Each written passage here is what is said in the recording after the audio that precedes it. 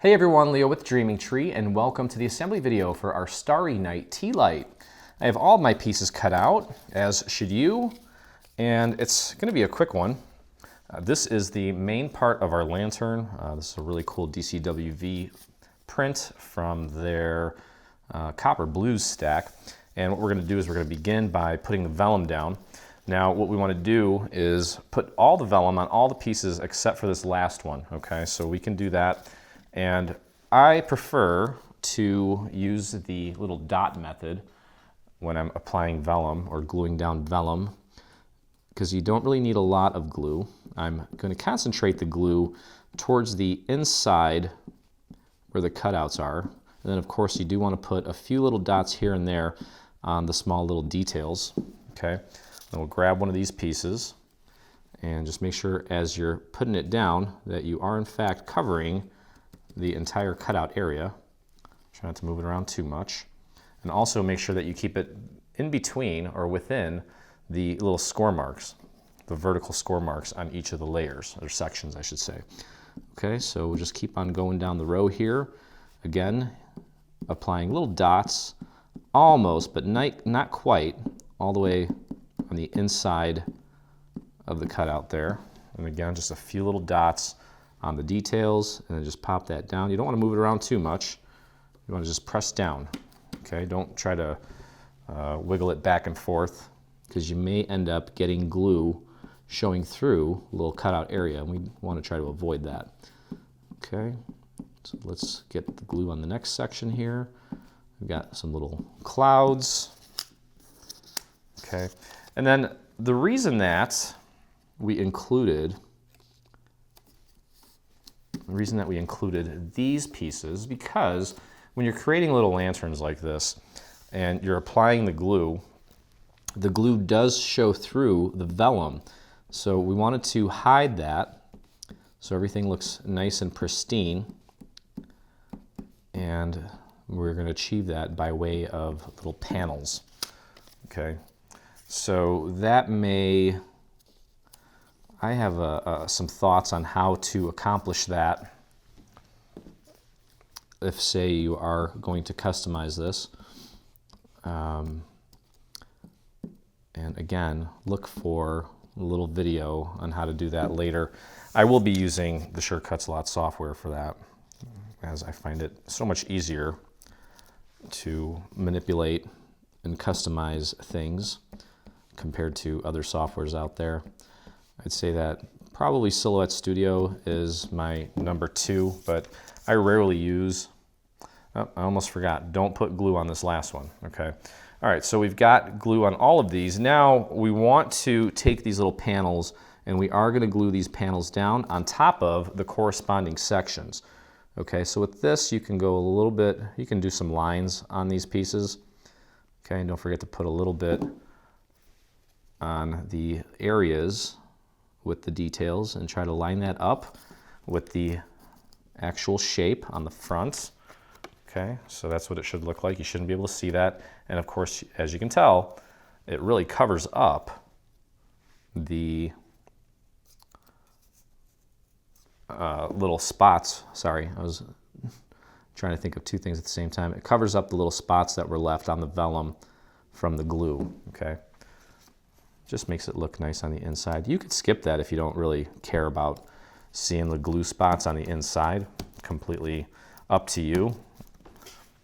I like to make it look nice, especially because we're going to be photographing this, and I want to make sure that it looks nice and pretty on the website. Okay. Again, just a little bit of glue here and there, and just line that up with the existing shape there as accurately as you can. And don't forget to leave that one be. We're going to do that one last. And that's for that, and that's for that. Okay, this one's going to go here. This is a great little project for those of you that may be new to Dreaming Tree, especially if you're new, because it'll make you a pro at getting all the files imported, cut out, and then we do a little bit of dimensional work when we put the base together, as well as the actual tea light lantern, or the tea light.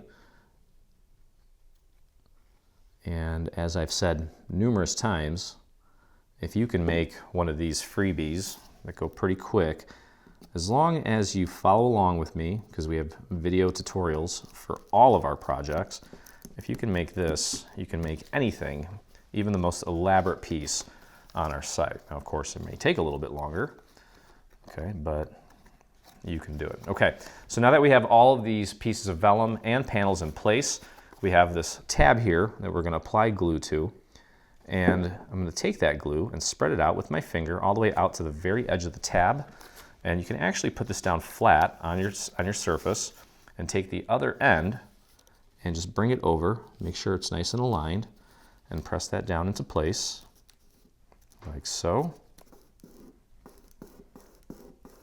Okay, we can take it and fold it over onto that seam. It should fold completely flat, and that's a good indicator that you've got it assembled correctly. Okay, so now again, the reason that we did that was because this tab, we don't want to glue the vellum underneath the tab. So this is going to be a little more, I don't like to use the word difficult, I guess challenging, but not difficult at all. So we're doing the same thing. I just applied the glue to that section there, and it should just sit on your table like this so that you can see it. Just slip that piece of vellum in there and press it down into place just like we did. Nothing different here, it's just that we have something in the way. Okay, there we go. And then finally, we have this little panel, and we'll throw some glue on there, a few little dots on the clouds. And again, as I mentioned, I am going to follow up with a little customization video for this.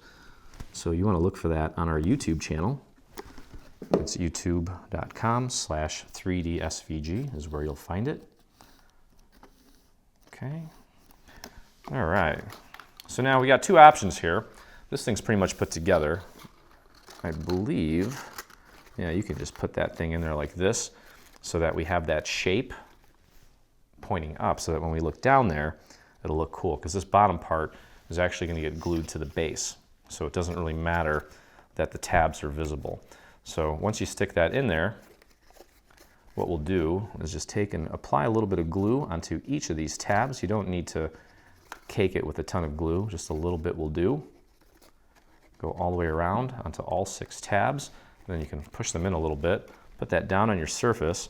It may be helpful to grab a dowel so we don't go crushing this thing, and just use that dowel to push that tab into place, or push the piece into place so it's making contact with the tabs.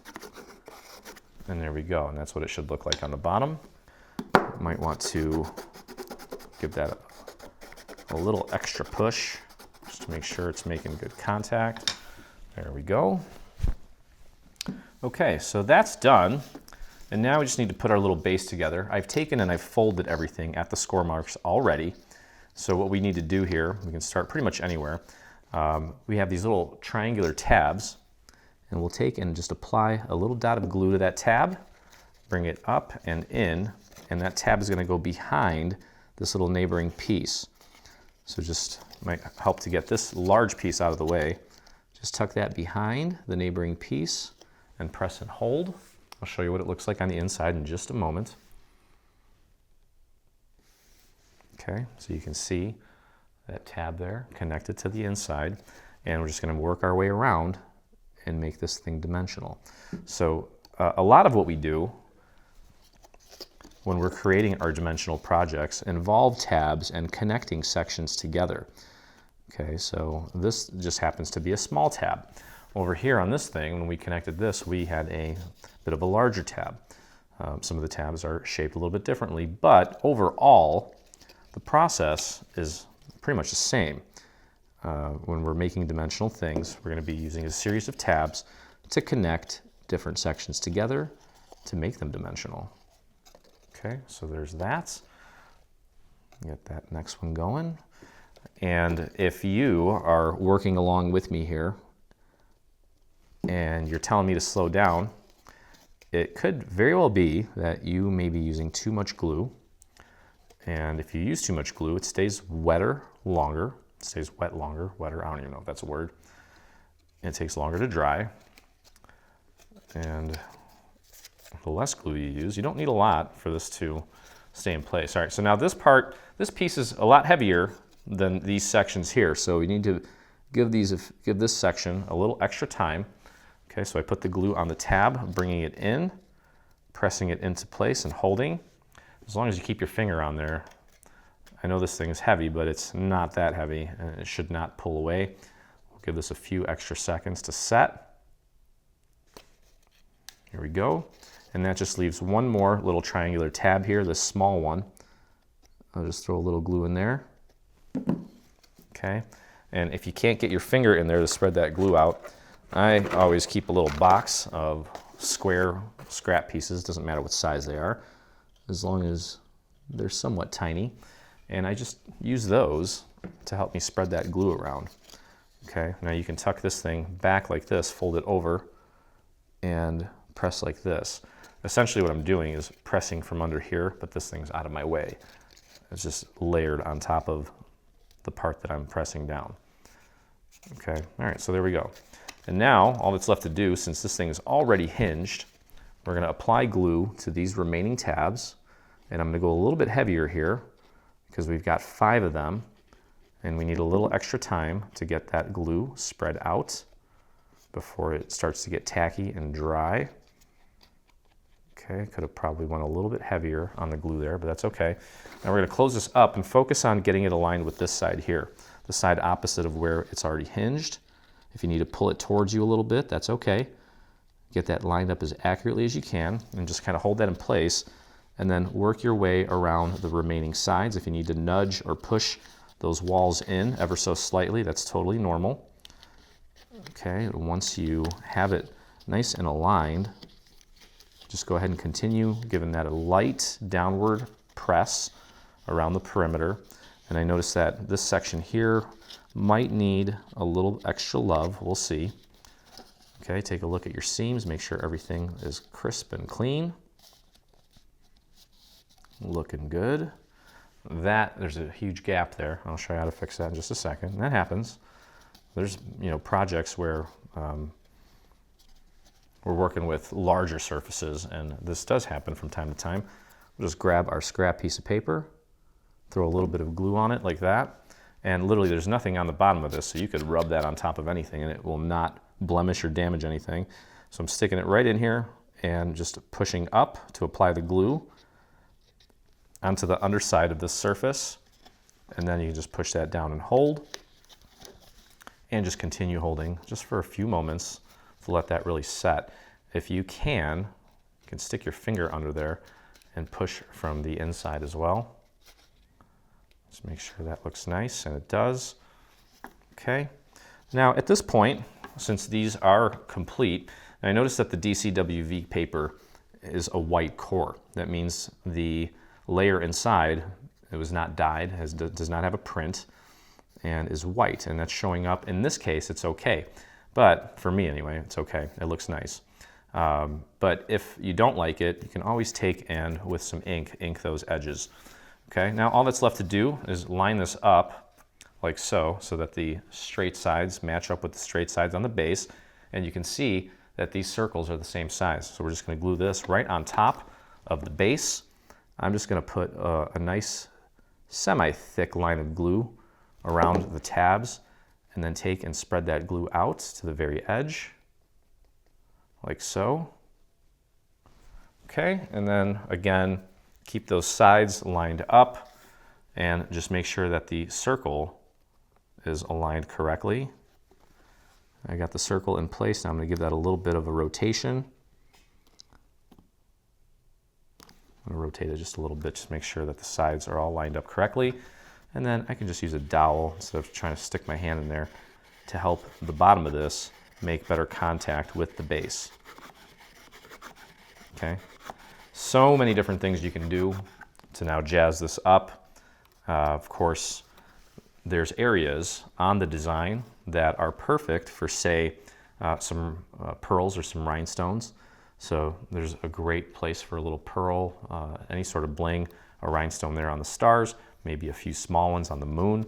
And one thing that we like to do is also incorporate some non-paper things.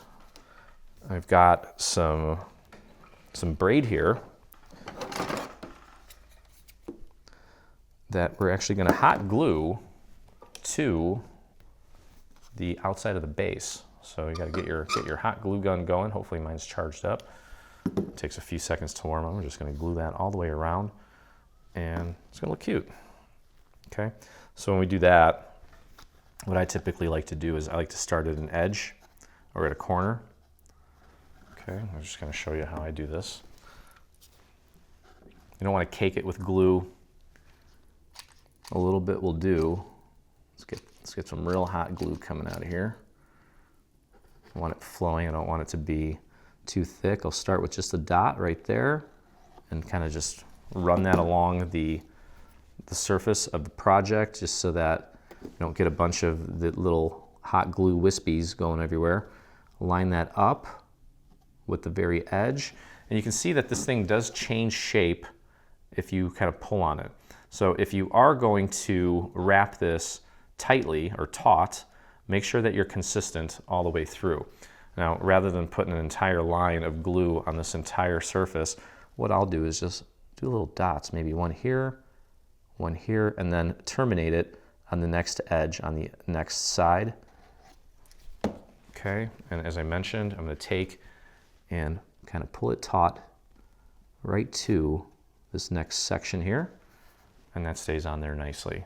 Okay, so I'll peel that back, get my hot glue going again, dot, dot, and then one more dot on this side. Rub that off so that we don't get any of those little wispy hot glue remnants hanging around. And there you go, make sure it's nice and centered. Again, I kind of pulled it nice and taut as I was applying it. Dot there, I'll do one here and there. Okay, and pull and apply. Try to make it nice and centered. Press that down. There we go. So it's a nice little touch. This is a great little project to practice your skills on. Of course, it is also practical and functional, and I'm sure many of you will find uses for it. Okay, there we go.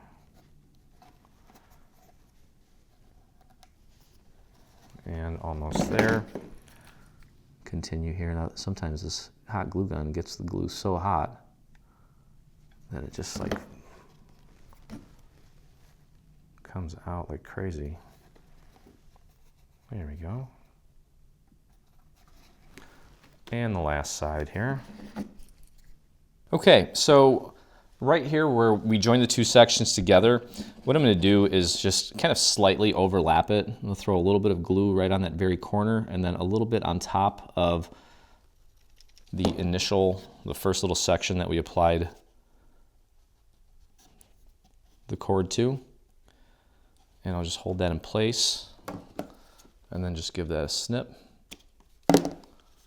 And if necessary, you just take some finer scissors, make sure they're sharp, and just trim off any little excess that might be kind of sticking up, just to make it look nice and seamless. Okay, so we made this little hole down here big enough for most standard tea lights, and it's kind of bright in here, so you're not really going to be able to see it glowing very well, but fits in there perfectly, keeps it nice and centered, and that's going to do it. Don't forget, if you want, and I guess I can show you this process too, why not? Let's grab some rhinestones. Okay, it's good to have a nice collection of various sizes. I've got all of my gold ones of various sizes in this handy little compartment, and then that way I can just grab a couple and figure out, well, is that one too big, too small? I think that one looks great right there. So now these are all loose and individual. They have no adhesive backing on them, but even if they did have adhesive backing on them, you really don't want to trust the adhesive that comes on you know, the pre-bought ones at like Michael's or Joann's. Those are obviously, well, they're not very cost efficient. They're very expensive, and you don't get that many. You can go online on eBay or even Etsy and find bulk pearls like this for a fraction of the cost, and you'll be set for pretty much life. Okay, and then of course we have the little moon here. I'm gonna find some smaller ones, and maybe we'll just do like 3 of them on there, maybe. Or we could do one larger one and then 2 smaller ones. I'm just kind of lining them up here to see what they look like. Maybe we'll do these tiny little guys. We'll do this one and these 2 small ones. There we go. Okay. And I have 3 of them, so I'm gonna need a few more. But again, using the glue, just kind of put a dot down right where you want the pearl or rhinestone to go. And then typically if the pearls or rhinestones are big enough, I can just do this with my hand and just hold it and drop it in place. Just as long as you drop it right on that little bit of glue, you can give it a few little nudges to get it where you want it to be ultimately before it sets. And then I'll do one tiny little dot above and below it for these really small ones. And I'll show you here in a second. If you have our app, in our app we have a link to what's called a pickup tool. It's got like a little tacky tip.